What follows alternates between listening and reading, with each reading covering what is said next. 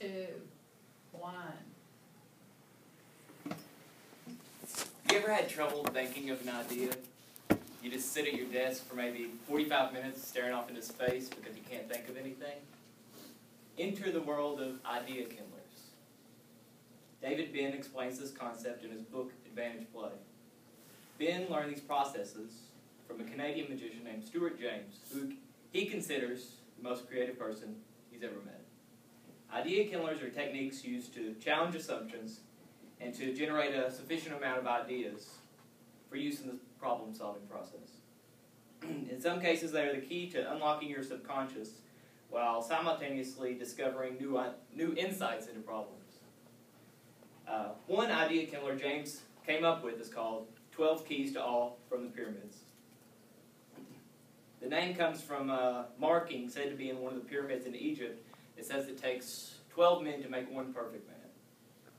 James made a list of 12 people, including himself, and then viewed the problem as each person might solve it. Many businessmen and women already use a tactic similar to this unknowingly.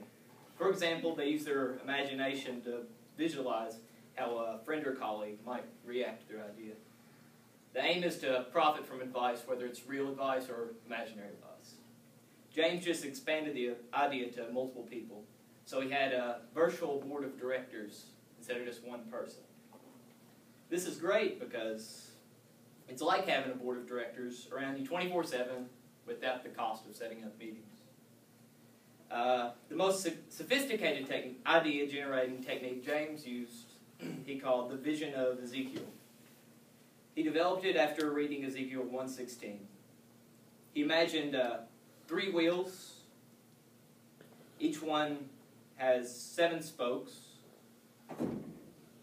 They're all floating in the air in front of him. He called the wheels Ezekiel wheels.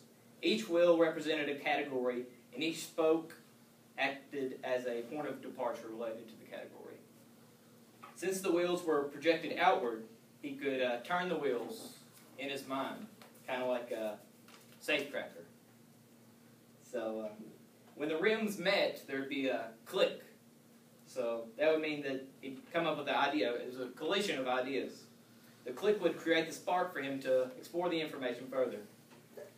Although he controlled the movement of the wheels in his mind, he would often write out what the wheels would say and then what the spokes would say on a piece of paper and form a little disc like this. The most useful technique James used, he called 3 companions who never were.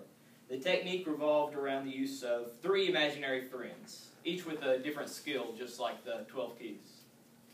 James would sit around a table and meet with these 3 imaginary friends and listen to what they had to say. Unlike the keys, James had no clue how the conversation would shift. The only thing he could do was end the meeting. The reason this method for generating ideas was so successful for him is because it relied on personal relationships with imaginary people instead of the general creativity exercises, which are often arbitrary and lack personality. So, in summary, if you want to solve a problem, you have to challenge assumptions. And you can challenge assumptions by using idea killers, such as the 12 keys, the Ezekiel's wheels, or the 3 companions. Let me conclude by saying that James was well aware that the use of imaginary friends and all those techniques kind of bordered on the madness. It was many years before he actually revealed these techniques to the public for fear of being ridiculed.